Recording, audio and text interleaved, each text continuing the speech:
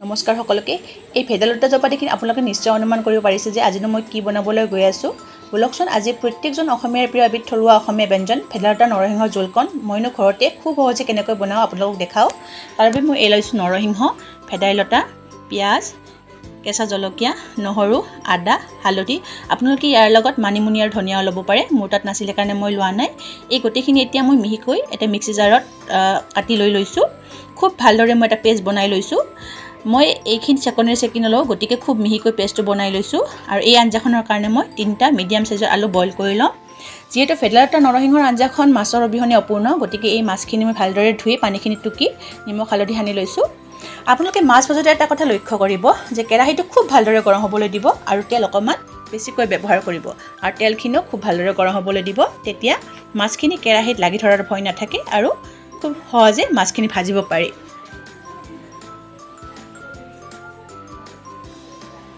এসাক মোৰ মাছ ভজা হৈ গ'ল যেহেতু মই মাছ ভজা তেলতে মই আঞ্জাখন ৰান্ধিম গতিকে কেৰাহীত তেল বেছিকৈ আছিলে অকমান তেল মই কমাই লৈছো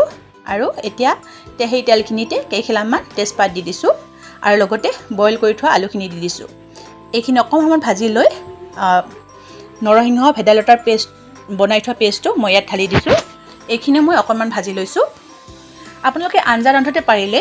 গৰম পানী ব্যৱহাৰ কৰিব তেতিয়া আঞ্জাখন খুব সোনকালে হয় আৰু খাবলৈ বেছি ভাল লগা হয়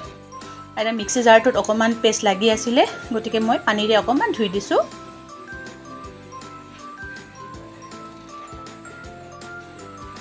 এতিয়া মই উতলাই থোৱা গৰম পানী আঞ্জাখনত দি দিছো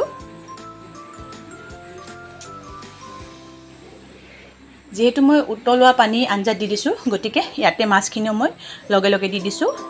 এই আঞ্জাখনৰ কাৰণে আপোনালোকে বেলেগকৈ আৰু মছলা ব্যৱহাৰ কৰিব নালাগে কাৰণ পেষ্টটো বনাওতে মই ইয়াৰ লগত আদা নহৰু দি দিছিলো গতিকে বেলেগকৈ আদা নহৰু দিব নালাগে এতিয়া মই অকমান জিৰা গুৰি দিছো অকমান জালুকৰ গুৰি দি আন্দাজমতে নিমখ দি আৰু ইয়াত বেলেগকৈ হালধি গুৰি ব্যৱহাৰ কৰিব নালাগে কাৰণ মই ইয়াত কেঁচা হালধি ব্যৱহাৰ কৰিছো আপোনালোকে অকমান গৰম মছলা দিব পাৰে নিদিলেও নাই গৰম মছলা অকমান দিলে গন্ধটো ভাল হয় এতিয়া আপোনালোকে 5 মিনিট মান সময় হাই ফ্লেমত আঞ্জাখন উতলিবলৈ দিব 5 মিনিট মান ভালদৰে উতলোৱাৰ পিছত চাওকচোন কি ধুনীয়াকৈ উতলি আছে তাৰ পিছত 5 মিনিট মান মিডিয়াম ফ্লেমত উতলিবলৈ দিব আঞ্জাখনত যিমান জাল লাগিব সিমানে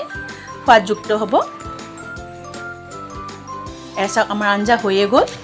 আপোনালোকে নিশ্চয় সকলোৱে এই আঞ্জাখন বনাই খাইছে কিন্তু আজিনো মোৰ ৰেচিপিটো কেনেকুৱা লাগিল আপোনালোকে মোক জনাবলৈ নাপাহৰিব দেই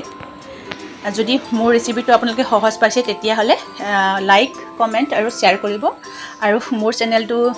পাৰিলে সাবস্ক্ৰাইব কৰিব যাতে মই আৰু নতুন নতুন আৰু সহজে ৰান্ধিব পৰা ব্যঞ্জন আপোনালোকলৈ আগবাঢ়িব পাৰো আজিলৈ আহিছো দেই নমস্কাৰ ধন্যবাদ